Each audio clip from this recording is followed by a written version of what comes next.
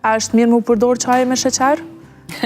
Unë e rekomandoj me mjalt, po normal që ka që e përdorin edhe me sheqer. Blina, cilat janë planet për të ardhmen tënde?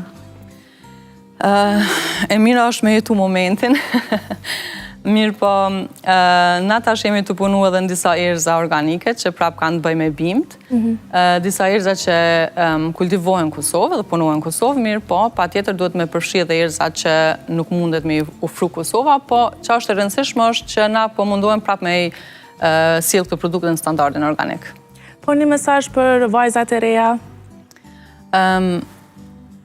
Normal me ndjek ëndrrën e tyne, me punu, edhe që është më e rëndësishme punën që e bajnë me ba me shumë dashni. Cilat nështë janë ato sfida që ballafaqoheni jo? S'po di me C, kushtet e liferimit ndoshta, ose listimit tek një market, ose disa kushtet që ata mendojnë që duhet na si prodhues me i plotësu, që na mendojmë që është e padrejtë që i kërkojnë. Do me thonë jam paka shumë këto.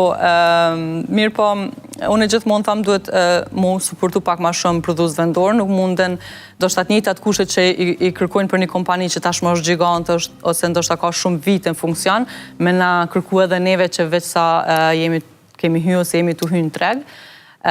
Diferencimi me u ba më na ufru pak ma shumë suport, me qenë se une kum pas suport sidomos në qytetin tem, edhe në disa, sigurisht në disa suport. Sa përkrahen vajzat në Istog?